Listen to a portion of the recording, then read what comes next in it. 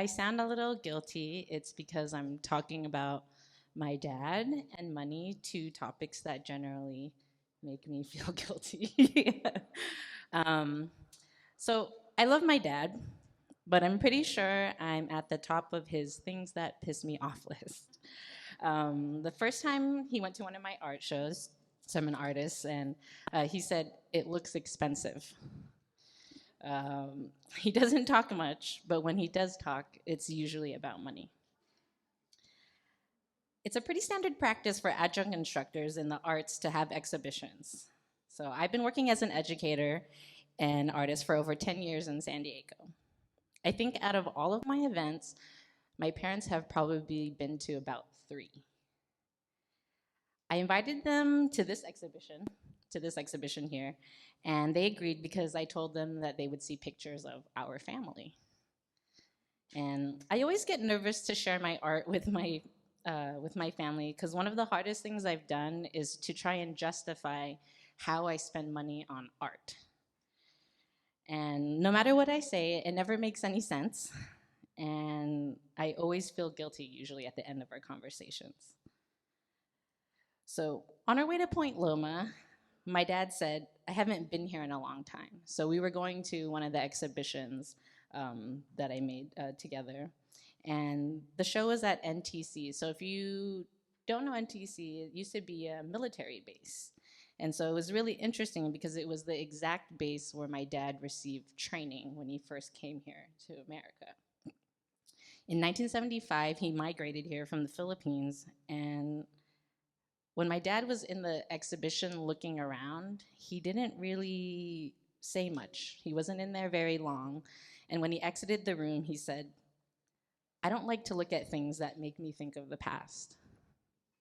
Which is interesting to me because I'm so interested in history. And so this really stuck with me because I know he's the kind of guy that thinks a lot about the future. There's a specific type of future that he wanted for me. And this is the reason why he raised me the way that he did. He gave me stability. He gave me a stable, or he gave me food, a place to go to school, or a safe place to go to school. My dad's a really hard worker. He served in the US Navy for 23 years as an electrical engineer, and then after he retired, he worked for another 20 years. And the last time we talked, he told me he finally had, he'd finally make the decision to retire. And so I don't have a job right now, and I know that's not sitting well with my dad. So he's dedicated his whole life to us. And when I was a kid, for 6 months of every year, he worked overseas. We would send him these tapes, and I'm thinking that he needed them, when he missed us when he was overseas. And on this particular tape, it's labeled Long Distance, November 15, which is my birthday. He was talking to me on the tape about how I was crying on the phone. And I'm really glad that we made these tapes because hearing this conversation helped me feel more compassion for my dad, like everything that he's done for me, everything that he's sacrificed for me. And when I was younger and he was out at sea, I never really thought about I thought always about like how I wanted him to come home. I never really thought about it from like his perspective, how hard it was probably to be listening to these tapes like without us. And when I hold these tapes now, I think how difficult it must have been, listening to them. And I know now that my dad's like language for love is work. So the harder that he worked, that's like how much more he loved me. And so stories like the one on this tape, they help me understand how I got to the place where I am today. In my studio, I'm currently working on a documentary, a project about my Lola, his mom, in the Philippines, and I'm collecting tons of stories. A lot of the photos actually that I'm sharing with you today are photos that my dad took. As a sailor, he would take pictures and then send them back to his mom in the Philippines. So this is before Facebook, smartphones, and things like that. Going to the Philippines isn't cheap, and it's not easy getting time to travel, but when something's really important to you, you find a way to make it happen. And my dad and my Lola taught me this. I've been working on this project for 5 years, And so in my mind, this constitutes as work. It's not like the kind of work where I'm making money, but to me, in my head, it's a job. And even though my dad would never agree, he still doesn't like when I go. Actually, just got back. And I hope one day that he sees, like, why is it so important to me? And so I'm gonna go backwards, like age 30, and I'm 36 now. I just had my birthday, and I was doing okay then. I finished school. I graduated with 2 degrees in art studio. I got my MFA. I had been teaching for 5 years. I even landed a permanent position as a darkroom teacher, which to my dad was like very confusing. Like, why would anyone pay you to do that? And it was a really special moment because my dad actually congratulated me, which is something that he rarely does. When I'm making good money, everything's like quiet. So it's good. Like when things are quiet, that means I'm doing a good job. And for the first time in a really long time, or maybe the first time ever, I actually felt like I had my dad's approval. So you could imagine how mad he got when I told him I quit my job to go to the Philippines. We had screaming fights, screaming fights, and he would tell me how irresponsible I was. And he would ask me, like, how do you have 2 degrees and have no job?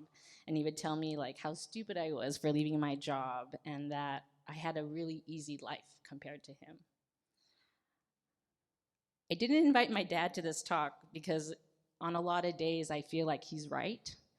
And there are some days where I still feel really mad that I left that job. So I carry it with me.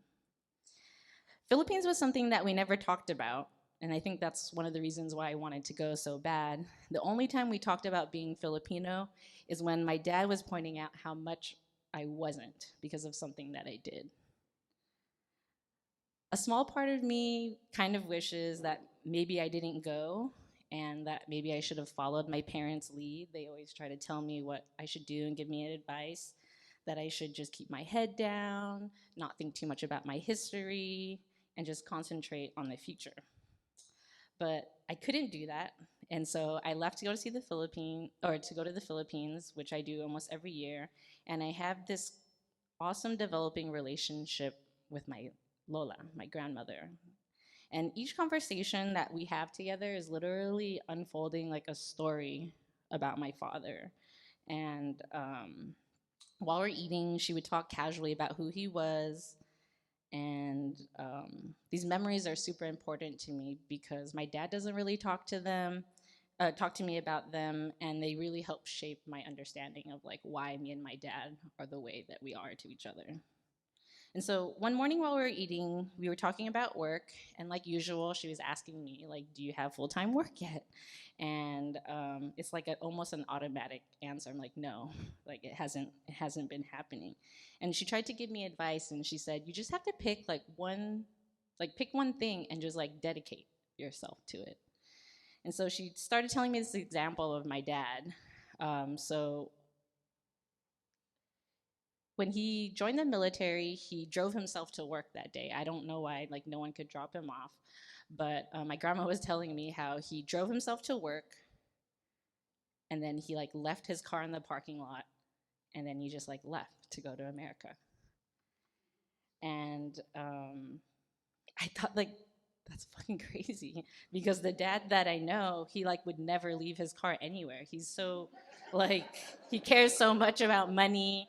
And he's so frugal that I was like, what do you mean he just like left his car? And she was like, he like made a decision that he wanted to move there and he just left. And so it really stunned me, and I kept thinking about like how one of my childhood memories was him like fixing the car like every weekend, like religiously. And hearing that story really humanized my dad. And for me, that car is like now a symbolic gesture of like his sacrifice for me, for my family. My Lola has a lot of stories about money, and my dad comes up in a lot of these because he's really good at saving money, not like me. And in the 1960s, she lived off my grandfather's pension, which was $108 a month, and she had 5 kids. She knew it wasn't enough, and so between all these various jobs, she talked about rationing food. She would have to like feed everybody at the same time so she could make sure everybody in the family got food. And while we were eating, we had all this food on the table, and she was like, it wasn't like this. It wasn't like this before. And it started to make me think how when I was little, I was basically like a spoiled brat. That I didn't really have a good concept of money because my parents worked so hard that I never noticed that like I never noticed that we didn't have to do things like rationing at the table. So in our last fight, because we talk a lot, which means we fight a lot, my dad told me that I don't have utang na loob, and in Tagalog that translates to debt of gratitude. And he said that I would never understand because I didn't grow up in the Philippines. And so I asked him to try to explain it to me, and he basically said, like, go ask your family. And so when I asked them, they pretty much said, like, that's like one of the worst things that anyone could say to you. And I was like, okay, well, what does that mean? And they were like, it basically means that you're not thankful for like everything that your parents gave you. And I think for me, that's like modeling how, when I ask him for money or if I need to borrow money, those are signs of showing him that I'm not doing well. I chose to become an artist and educator because I believe that visual arts should be integrated in all types of learning. That the arts provide opportunity to build a dialogue around important topics like cultural identity, intergenerational trauma, first generation guilt. These are all phrases and topics that I never knew existed, like when I went to school. And the reason why I'm working on this documentary right now is because I want to pay my parents back for their sacrifice and honor them for all of their hard work. My parents migrated here to live the American dream, but the thing is, the more we didn't agree, the farther apart we became.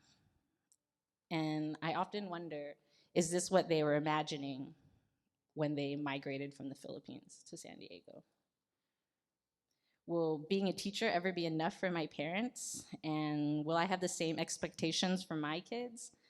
All I know is that I want to break the cycle of our miscommunication and that the gaps of our relationship are caused by the choices that I make with my career. Art provides tools for people to share their story, and in my classes, I'm teaching participants how to use the camera. But really, I'm empowering them to share something that's on their mind, freely and without judgment. So I do feel a responsibility to do research on my own stories that are important to me. I feel like in the classroom, the playing field is level. Like if I ask my students to do something, then I should be able to do it as well. And so it's really important for me to talk to my grandmother because without her, I wouldn't have access to these stories that otherwise would just literally be forgotten.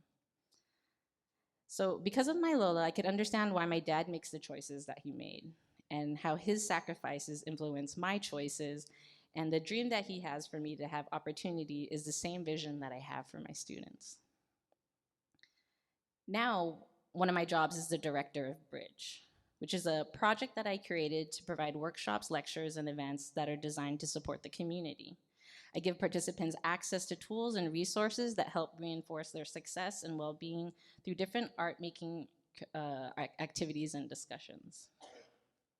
In my most recent program that I led while I was in the Philippines, I worked with 10 girls from the neighborhood.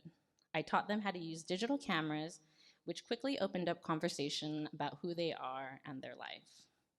They talked a lot about jobs, and so we started talking about their community and what their community didn't have access to. So I showed them how to use green screen technology to produce images of their future selves. When we reviewed their images, I asked them to write about the profession they wanted and how it would help their community.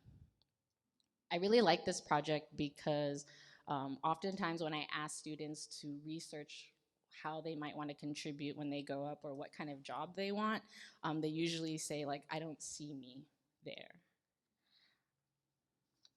My job is about being the person that I needed growing up. It was really special for me to complete this program in the Philippines because I wanted to talk to these girls about options, like the options that my dad gave me.